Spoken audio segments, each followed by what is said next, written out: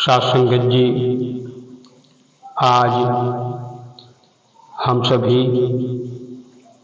आध्यात्मिक चर्चा में शामिल हैं। आध्यात्मिक चर्चा का मतलब, अध्यात्म चर्चा का मतलब अध्य धन आत्म।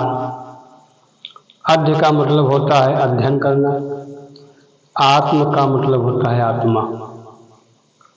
यानी आध्यात्मिक वही है जो स्वयं का अध्ययन कर रहा है, आत्मा का नहीं, परमात्मा का नहीं।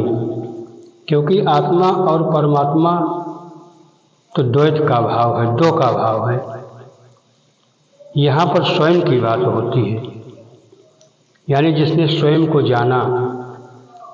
कहते हैं कि जाना अपने आप को, मेरा दिल दीवाना हो गया, मत छेड़ो मुझे यारों, मैं खुद का दीवाना हो गया। यानी कि सर्वत्र जिसे स्वयं का ही अनुभव हो, वास्तव में वही आध्यात्मिक है। एक व्यक्ति एक महात्मा जी के पास में गया और महात्मा जी से पूछा कि क्या आप महात्मा हैं? महात्मा जी हर समय स्वयं में ही विचरण किया करते थे, आत्मनिष्ठ महात्मा थे। और स्वयं में जो विचरण कर रहा होता है वो कभी किसी से नहीं कहता है कि मैं महात्मा हूँ। उस व्यक्ति ने जब महात्मा जी से प्रश्न पूछा कि क्या आप महात्मा हैं, तो महात्मा जी ने कहा कि जब समय आएगा तब मैं इसका उत्तर दूंगा। वो व्यक्ति वहाँ से चला गया, लेकिन अपने प्रश्न का उत्तर जानने के लिए प्रतिदिन वो महात्मा जी के पास आया करता था।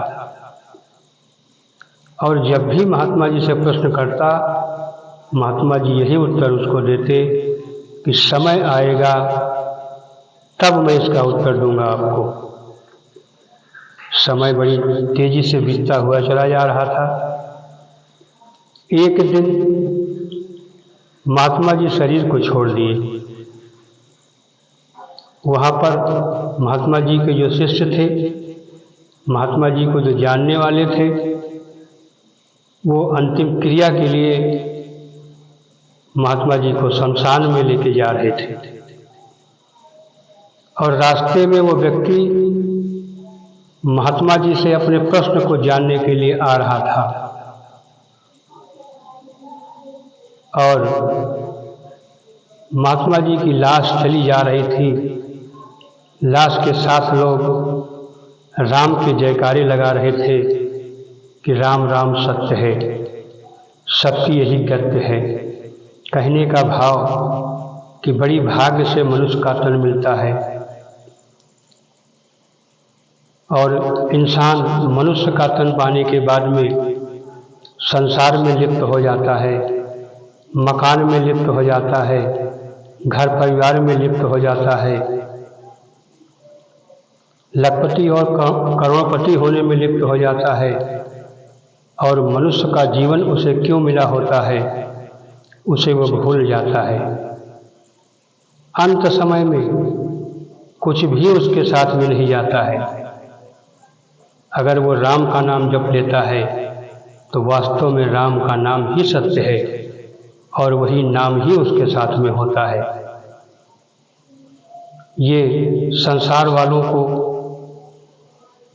राम राम सत्य है, सबकी यही गत्य है कि जयकारे लगाकर एक संदेशा दिया जा रहा था कि ऐ संसार वालों, महात्मा जी की बॉडी को देखो, लाश को देखो, इनके साथ कुछ भी नहीं जा रहा है। इनके बदन के कपड़े भी सब उतार लिए गए हैं। अगर इनके पास चाबियां भी थी मकान की, दुकान की, दौलत की, गाड़ियों की, तो भी इनके साथ में नहीं है।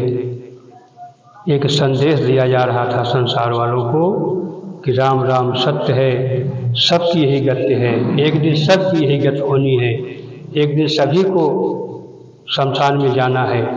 ऐसे जयकारे लगते हुए चले जा रहे थे। तब तक वो व्यक्ति पहुंच गया और उसी आश्रम के जब शिष्य को उस व्यक्ति ने देखा तो एक शिष्य से पूछ बैठा कि ये किसकी लाश है। शिष्य ने बताया कि ये महात्मा जी हैं, शरीर को छोड़ दिए हैं, इनको शमशान में लेके जाया जा रहा है।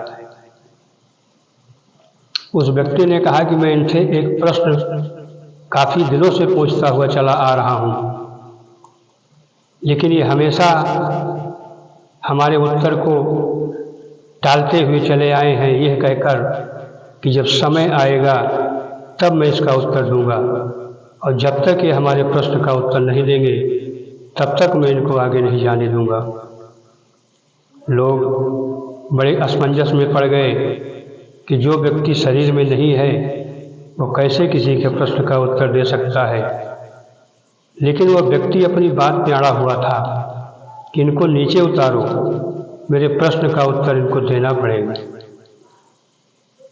असमर्थ होकर लोगों ने महात्मा जी की लाश को नीचे उतार दिया और वो व्यक्ति चरणों के पास खड़ा होकर महात्मा जी से पूछा कि क्या आप महात्मा हैं? ऐसी आवाज़ जब उस व्यक्ति के मुखारबिंद से निकली तो महात्मा जी की बॉडी में हलचल होने लगी। सिद्ध महापुरुष थे वो।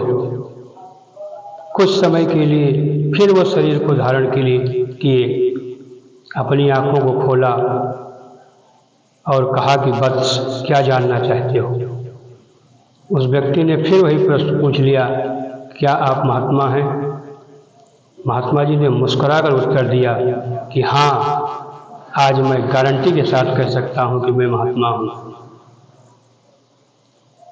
उस व्यक्ति ने कहा कि इसके पहले आपने हमें ये क्यों नहीं कहा कि मैं महात्मा हूँ? महात्मा जी ने कहा कि इसके पहले मैं शरीर में था और शरीर में रहकर मैं कभी भी संत से असंत हो सकता था, महात्मा के रास्ते से भटक सकता था। उस समय हम महात्मा के रास्ते पर चल रहे थे, महात्मा थे नहीं, गुरु के वचनों का पालन कर रहे थे। क्योंकि सुबह जो अपने आप को महात्मा कह रहा होता है वो शाम को महात्मा के रास्ते से भटक चुका होता है, संत के रास्ते से भटक चुका होता है। इसलिए शरीर में रहकर कभी भी अपने आप को नहीं मानना चाहिए कि मैं महात्मा हूँ, मैं संत हूँ, मैं ज्ञानी हूँ, मैं महापुरुष हूँ। क्योंकि ये रास्ते इतने सरल नहीं हैं, ये सरल बिल्कुल नहीं है, कठिन में कठिन सबसे कठिन है। इस रास्ते पर चलने के लिए अच्छे अच्छे योद्धा भी जो मैदान में सैकड़ों की बराबरी कर लेते हैं अकेले, लेकिन जब भक्ति के रास्ते पर चलते हैं तो फिर भक्ति के रास्ते से वो भाग जाते हैं। क्योंकि भक्ति का रास्ता इतना आसान नहीं है। चलो चलो सब कोई कहे, पहुँचे बिरला कोई। इस रास्ते पर ढेर सारे लोग चलने के लिए तैयार हुए, लेकिन चल नहीं पाए। कुछ दूर चले लेकिन फिर लौट गए, कुछ आगे बढ़े लेकिन फिर लौट गए। इस रास्ते पर चला तो वही जो गिर कर भी उठा। रास्ते पर चल के गिरना अच्छी बात है, गलत बात नहीं है, लेकिन गिर कर फिर ना उठना ये बहुत ही गलत बात है।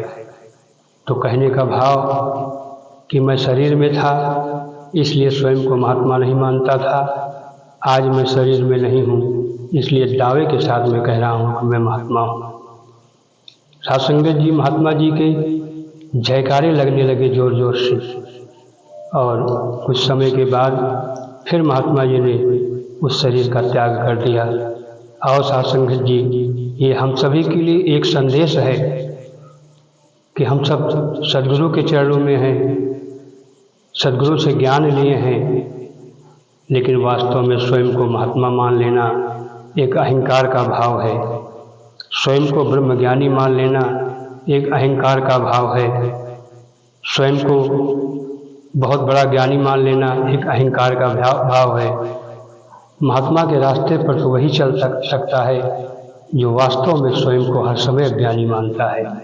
आओ साथ संगत जी, ऐसे भाव में रह करके हमें हर सांस में सद्गुरु के द्वारा जो हमें मंत्र प्रदान किया गया है उसका सुमिरन करते हुए, हर सांस में सुमिरन करते हुए अंतिम सांस तक उसके ध्यान में रह करके उसके बताए हुए रास्ते पर चलना है। तो दास अधिक शब्दों का